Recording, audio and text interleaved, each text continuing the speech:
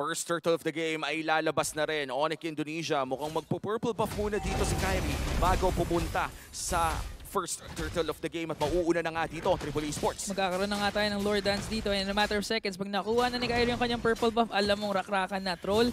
Nagiging troll lang talaga for Onyx dito, pero nalabag na nga yung Astral Echo. Will Kyrie be right there on time? Pero hindi. Binilisan ng Triple Esports kasi alam nila yung threat na si Kyrie nakapaning yun is just too eminent. Yun naman yung ginagadahan ko yun, pero wait lang. Naku, parang yung plano ata nila is to go for the invade instead. Si Troll nakasipa doon. It's gonna be on to boost. Pero si Kyrie dito, maganda na naipit ngayon yung Triple Esports. Pero may bawi sila doon and Boots will fall down. The turnaround coming in from Triple Esports, napakagandang sipa mula kay Troll. Turtles, sinimulan na ng Triple Esports at mukhang may nahuling isa. Nahuli nga doon si Troll, pero doon naman din yung Netherrealm. Maganda na mag-taunt dito ni Tarzan at napapa-uwi na nga dito si Botsky Boy trying to save him. At mukhang makukuha pa rin ng Triple Esports. Muntikan na with Sans, but Triple Esports, what a flawless display of excellence. Ang ganda positioning, dalawang teams natin, even for Triple Esports, lalo na dito si Sano actually, dahil naka-ready din para doon sa stock nung Art of Fever niya. Uy, si Kiboy, pinilit si Pain, pasok! Sano nag-blazing duet na nga dito, pero hindi nila ma-burst down doon si Kiboy. And now it's gonna be a retribution battle. Pumasok na si Kyrie, pero na-outretting siya doon ni Tarzan, pero in exchange for Troll's life. And now nagkaka-clash na nga dito. Si Chewy nakakapag-free hit, pero in Netherrealm, sakto rin naman. At para makakatakas pa nga doon ng Triple Esports, pero sabi ni Kiboy, special migration in. Sanji, si Chewy daw, tuloy-tuloy na pag-free hit, pero hindi pa enough yung damage ng Onyx doon. Naka-isang kill ang Onyx, pero all three turtles ay napunta sa Triple Esports. Dahil dyan na may maintain pa rin ang Triple Esports. Actually, yung kanilang 400 or around 300 na gold lead. Kailangan lang nila dito is mabilis sa kanila magiging clear ng minion wave. Uy, middle lane! Ito yung ito naman yung crucial para sa Triple Esports. Now, na anytime merong magdadive from Onyx, kailangan talagang panghawakan ni Coffee ng kanyang Netherrealm or else. Pwede kasi yun yung pang-bait pag merong mag-dive Netherrealm, tapos it's go time para sa Onyx. But for Triple Esports, very consistent sa kanilang laning. But yeah, it's a level 10 na para kay Chewe and Sano kailangan na humabol din. 4.8k versus 6.1k. Very decent para sa, sabihin na natin, almost core item for the marksman. A fairly low kill score. Ngayong 8 minutes na 4 na kills pa lamang ang ating nakikita. At tumatalon-talon na ang gold lead papunta sa kamay ng Onyx at minsan nasa Triple Esports. Talagang parang nagkakapaan pa ang dalawang kupunan dito. Nakagaw ba ni Sans yung purple buff kay Tarzan? Yata. Oo, nakagaw. Kaya wala din. Ayun, sumaktong. So, parang well calculated dito ni Sans din. And for Onyx, para mapapansin nyo ngayon, nag-iba yung trajectory kung paano yung magiging play ni Kyrie. Nagpapakita siya sa may other lanes para ma-force dito ibang players ng Triple Esports na depensahan yung lane na yon. Kasi si CW o si Chewe ay pinapagitnaan na ng tatlong players ng Onyx. So, siya yung pinaka-magiging main damager ngayon. Kamuntikan pa ang Sky King doon sa ibaba. Pero mukhang makakapag-push ang Triple Esports ng kanilang Torre at magkakaroon nata na malaking teamfight dito. Merong numbers advantage dito ang Triple Esports and they still have the Netherrealm to be expended, pero parang magtitipid muna ang dalawang teams dahil may major objective on the rise. In 3 seconds, the first Lord is there. Mapapansin natin for Triple Esports, di ba sabi natin, pigilan mo lang magkaroon ng purple buff ang isang Fanny. Maingat din sila Alam nila na if ever na pumasok sila. May nahuli dito si Kaboy, si Troll nga yun, pero yung Netherrealm, sakto naman, one hit na nga lang dito at papatumbahin siya doon ni Sans. That's one member down. For Triple Esports, pero si Sanji dito. Sano, nakapag-blazing duet doon at tutumba na nga din si Chewy, pero Chewy din naman. Si Sano din naman tutumba. That's 2 for 2. And now Kyrie is in action. The Sky King, muntika na yun si Tarzan, pero disengage. Oo, grabe yung palitan ng dalawang natin, kupunan. Tsaka yung pasok dito ng Blazing Duet, walang takot Tinamaan lang din talaga yung Lord, kaya nakasama din ng konti doon sa may hampas. But yeah, it's for Onyx, kailangan nilang tutukan kung saan napapasok anytime. Dito yung Claude and Kyrie ay off. No more Netherrealm, And Kyrie finds his mark. The first kill na makukuha ng Sky King in 10 minutes in. I have to say, Triple Esports, they've been putting up so much defenses for that kanina pa. Tsaka apart from that, napapansin nyo ba na kanina, even before the Kyrie skill, na mas efficient talaga mag-farm ang isang Fanny ni Kyrie kasi may level gap pa rin kahit 3 turtles nakuha ng Triple Esports. Ayan na nga, delikado ngayon para sa Triple Esports knowing na may Lord at lamang si Kyrie yung retribution damage.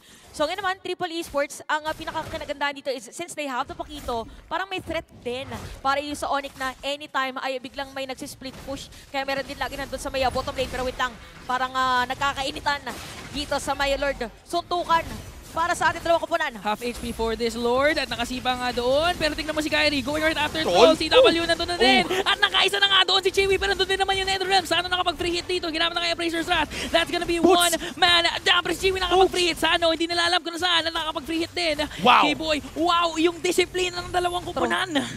Yung mga microhan doon na, I have to say, nakakasabay talaga. And more than that, that could have been a team fight won by Triple Esports. But Onyx, they were properly disengaging kapag kailangan na. Oh, ito yung mga tropa mong pre, pigilan mo ako.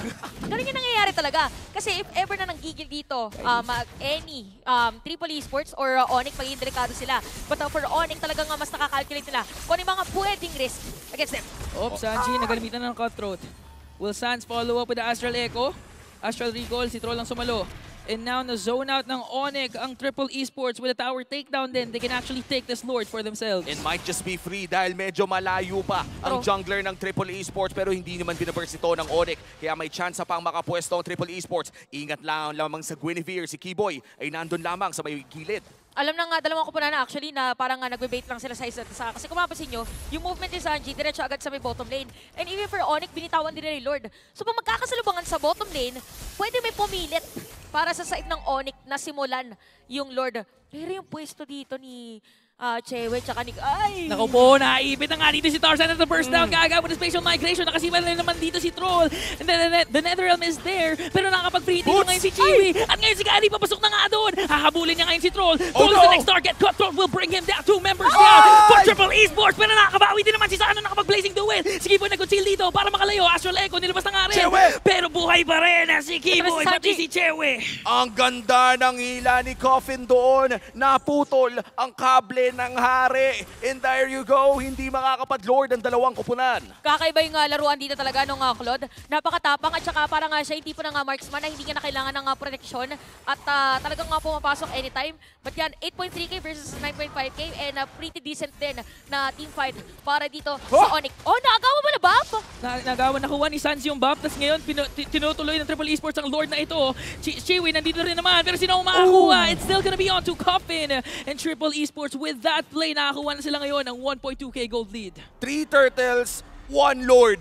Men, lahat ng early objectives napunta sa Triple Esports. Ano talaga, first impression minsan ay hindi talaga katotohanan. Dahil yung Triple Esports ngayon talagang iba ang kanilang pinapakita na performance. Again, this is against Onyx Esports. And Onyx Esports ngayon, yung kanilang mga resources ay naaaurahan ng Triple. Kahit kayo may yung middle lane, second tier turret nila, napitikan na rin pala ng damage. And we are looking perhaps as one of the biggest upsets. Hindi pa naman nangyayari pero tignan nyo, Triple Esports, again, one of the growing regions of MPL in general. Hindi lang toe-to-toe, lamang pa sila. Ang delikado dito ngayon na si Kyrie wala siyang purple buff. Nag-invade kasi si Sanji doon at ang nakakuha ng purple na yon ay si Sans. So mahihirapan ngayon na mag-cable etong si Kyrie onto this defense pero eto na nga yung Lord marching in the top lane. Luminous Lord pala yun. Kaya naman makakajutsu pa ng isang dash pero tutunawin ito ni Chewe at pati na rin nila Kyrie. That's already the Lord going down. Pero mid lane naman ata ang ipupush ng Triple Esports. Oh, dito yung pwesto, by the way, orasan din yung purple buff Grabe yung conceal nila. Ang ganda ng out din. Pero ipipilit pa rin dito ng Onyx. The objective of Triple Esports ngayon is agawin yung purple. Pero si Kyrie magandang tago. Namataan Sano? doon ni Troll. Pero si Sano nakapag-blazing duet nga doon. Napala yung Onyx at di ko sure kung sino nakakuha ng purple buff. Si Coffin ang nakakuha ng purple buff pero may purple pa rin naman si Kyrie. Troll hinahanap ang Sky King pero kinailangan niya mag-back at makakatore pa ata dito ang Triple Esports now with a 1.6k gold lead. Ngayon ang mahirap ngayon para sa Onyx is meron Netherrealm ang side ng Triple Esports. At if ever man na mag-Netherrealm, merong pumapasok bigla na isang kulot. Parang iniiwan niya si Dexter. O Dexter, iwan kita dito sa Netherrealm. Triple Esports, sinisimula na nga yung Lord dito. But this time, they have to take note na merong purple buff si Kyrie. At galing na nga doon siya sa mid. Keyboy na-conceal kasama si CW. Si Sanji ata yung unang gustong puruan doon. That's one member down for Triple Esports. And Astral Echo, nalabag na nga rin. Pwede nang umarakada dito ang Onyx. Pero nilalaro pa rin nila. They're playing it safe. Astral Echo, tumama na naman. Boots pumunta kay Tarzan. Low HP on this Lord. Netherrealm, nagamit na rin. Ang ganda na pagpasok doon ni Kiboy at si Kyrie. Tuloy-tuloy lang. Pero si Kyrie pa rin na makakuha. He's still the Sky King. Gets that Evolved Lord, and Onyx will go back. Dahil nagmamarcha na nga doon sa baba ang Evolved Luminous Lord at mukhang tutumba na nga ang kanilang inhibitor turret. CW nandun, si Kiboy tumalon din. Pero si Sanji mapapalayo. Ang maganda yung minion wave management ng Onyx at makakakuha sila ng inhibitor turret sa baba, pati na rin sa gitna. That's 2 inhibitor turrets down at may wave pa nga sa itaas. Mukhang Onyx Indonesia itutuloy-tuloy lang ang kanilang pagpupush at ngayon exposed na ang base ng Triple Esports. Sobrang swabe nga minion management para dito sa Onyx dahil nagsabay-sabay talaga at nasira nila yung tatlong turret. May kita natin for Kiboy. He already has the immortality. So either way, ma-force niya lang dito yung Purify both Coffin and even Sano ay maganda na para sa kanila dahil pwede na rin pumasok anytime yung ibang mga players dito ng Onyx. Pinag-usapan natin to kanina na isang pagkakamali lang talaga ang kailangan ng Onyx Indonesia at ngayon may 5K gold lead na agad ang Onyx. And this is not looking great for Triple Esports. Kailangan nilang dumepensa hanggang lumabas ang sunod na Lord. Now speaking of, if ever man magkaroon ng team fight at hindi makuha, pwede kasi mag-split push anywhere ang isang Fanny. Pero maganda yung dito yung stealing potential ng Triple Esports. Oh no! Kiboy ang ganda na pagpasok doon with the spatial migration, pero nandiyan naman na yung save with the Netherrealm. They just wanted to bait out the Netherrealm. Tutumba na nga din dito si Sanji and now si Kyrie. Eto na nga, nagsasayko na nga ang Onyx Esports at napapauwi ang Triple Esports ngayon. Oh no, ang daming na burn para sa side ng Triple Esports at kailangan pa nilang kumontest sa Evolved Lord na to na binaburst na ng Onyx Indonesia. Napakagandang flicker play nagbubula kay Bots. Pero ngayon si Troll ay nasa harapan na ni Chewe. Sans, Troll, nakasipa ay hindi! Si Troll na nga ngayon ang hinahabol ng Onyx. Si Chewy down kay Sano, muntikan na. Mau-burn ba ang immortality ni Troll? Makakatakas din naman si Tarzan pero hinahabol sila ng Onyx ngayon. Abysm Strike will bring down the jungler at mukhang hindi na sila makakontest for this Lord. 3v5 scenario, libreng Lord na ata to. Hindi na umabot din yung immortality. So after mga sabihin na natin 2 seconds bago nabilin Tarzan yung kanyang immortality. And we really have to comment dito yung vision din na ibinigay ni Bots kanina dahil spotted kung nasaan yung mga players dito na Triple Esports. Nahuli pa nga ata dito si Troll. Netherrealm na naman ang gamit. Okay lang daw for Onyx yun dahil bait na naman ang gusto nila gawin. Hindi na ata talaga i-contest ito. Pero Sano goes in. Napakatapang naman ang Lazy Do It na yun. Pero makukuha ni Kyrie yung Lord. Tarzan tutumba din naman at nahuli pa nga ni Sans. Sans! Nasans ka ba? Natamaan ka pa rin. Sagot naman dito, di ba sabi Sano, ipapasok ng Claude yung kanyang Blazing Duet. Na sobra ng tapang somehow, pero nakita natin yung damage kasi could have been a better play for them kung may kasama nga Netherrealm. So ngayon, speaking of Netherrealm, walang Netherrealm yung Triple Esports. At wala ding Claude for the Clinger of Minion Wave. Medyo magiging madugo dito ang depensa ng Triple Esports. And take note, may immortality both Boots and Kiboy. Nagpapaulan pa ng bulalakaw ang Onyx Indonesia. It is a 5v4. Walang gold laner ang Triple Esports at ipupush na ata ito ng mga higanteng Onyx Indonesia. Ito na ang Lord. Might be the last Lord. At nilabag na nga ang Astral Echo. Pumasok doon si Kiboy. Pero nandun din naman yung Netherrealm. Onyx Kyrie is now here. At unti-unti na tumutumba ang Triple Esports. 0 seconds. Buhay na si Sano. Pero parang unti-unti na bumabagsak ang Triple Esports. 3 members down. 4 members down. At mukhang Onyx will regain this game.